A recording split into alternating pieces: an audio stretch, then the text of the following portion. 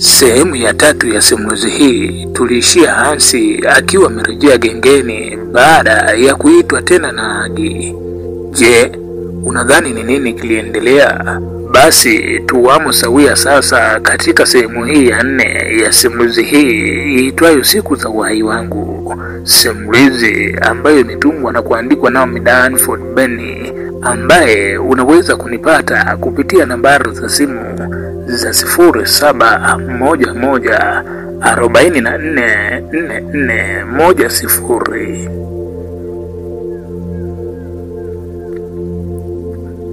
Ilikuwa ni shauku iliyokimbiza mawazo mengi kichwani mwangu, yaliyokuwa yakishurutisha akili yangu ichakate mengi ambayo hata sikuwa nikipata majibu yake. Nilijiuliza, mwisho nikajijibu bila kujibiwa na Agi. Ni dhahiri kama akili ile niliyoitumia kwa sekunde chache zile za kumkaribia Agi ningeitumia katika utafutaji, ama hakika ningelikuwa na aweni, ila tu kupenda ndiko kulinilazimisha nisijue kipi bora kati ya maisha na mapenzi.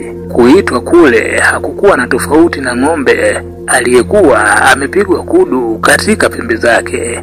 Hapo hakika nisingeweza yumbishwa na mwongozo wa mwongozaji zaidi ya kutii amri tu. Naam, niliitika baada ya kufika karibu yake na kumtazama kwa sekunde chache pasi kuzungumza jambo lolote. Ni dhahiri niliona alikuwa kwenye rendi zito la mawazo kiasi fulani kwa namna ambavyo alikuwa akinitazama.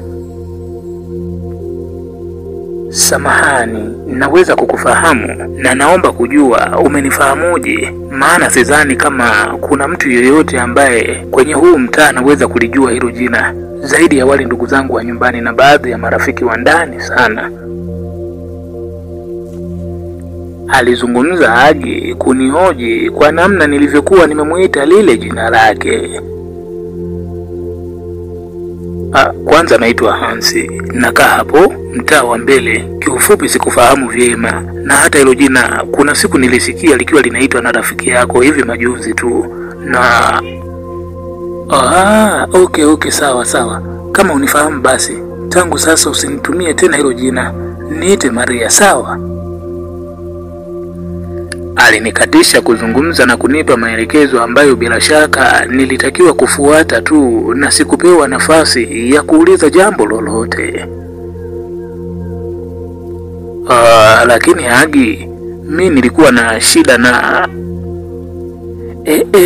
we kaka, kama umeshindwa kufuata maelekezo unaweza kwenda. Akili kikukaa vizuri ndipo uje tuweze kuzungumza hiyo shida yako, sawa?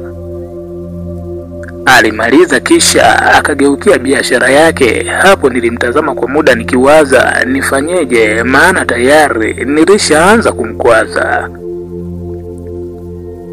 Okay, sawa. Naomba namba yako, kama hutojari nikutafute baadaye tuzungumze. Nilizungumza kiupole sana. Ni wazi kwangu niliamini hii ndio ilikuwa njia sahihi na njia mbadala ya kupata thawabu, endapo tu nikiwa na subira na moyo usiokata tamaa. Agi ambaye kwa sasa alilikataa jina lake na alitaka nimtambue kwa jina la Maria, jina ambalo lilikuwa linadhihirisha kuwa lilikuwa na sababu kutokana na namna alivyokuwa akilitilia mkazo. Sikujari, namba ilikuwa ni kitu cha muhimu mno kwangu. Furaha iliyokuwa imetabakuru kisawasa wa bira, hata ya kujua kama nitapata majibu ya kueleweka ama yale ya mwanzo ambayo yalinifanya nisitamani kumsogelea tena Fatuma. Asubuhi ile ilipita na mchana ikaja. Niliona huu ni wakati sahihi sasa wa kumpigia Maria. Simu iliita pasi kupokelewa kwa muda, na nilipojaribu kwa mara ya pili simu ikapokelewa. Aliitika binti yule, nami nikajitambulisha kisha nikamsubiria azungumze naye. Bila wasi alijibu kuashiria kuwa alikuwa amenikumbuka kutokana na maelezo yangu. Hapo sikutaka kufanya subira, maana niliamini kuwa dakika moja ya thamani iliyokuwa imebeba dhima kuu kuliko masaa mengi ya subira. Nilianza kwa kumuomba samahani, kisha nikaendeleza kwa kujinasibu juu ya kile kilichokuwa kikiniperepeta moyoni mwangu. Nilimueleza juu ya matamanio yangu kwa Fatuma na malengo yangu ambayo nilikuwa nimeyapanga juu yake. Mwisho nikamaliza kwa kumuomba msaada wa kuweza kunielezea na kunirahinishia mkate ule mgumu mbele ya kikombe cha chai. Kakaangu, ni ngumu sana, hasa kwa mtu ambaye muda mfupi tu ametoka kuumizwa na mtu ambaye alikuwa amempenda sana, ila sikukatishi tamaa, nitajaribu kisha nitakupa majibu. Alijibu jibu ambalo lilinikunyuga moyoni mazima na kunifanya roho iriperipe kwa hofu, hasa niliposikia kuwa kungekuwa na ugumu wa kumpata binti yule ambaye sio ubongo tu, ni dhahiri hata mwili wangu alikuwa ameugafirisha mazima. Ila tu nilichoamini kuwa subra yavuta heri, hata kesho hufikiwa kwa kupitia leo. Hivyo kwa namna yake nilijisemea hakuna kukata tamaa kabla ya kujaribu. Hakika lazima nimpate Fatuma. Naam, sehemu ya 4 ya simulizi hii imetamatia hapa.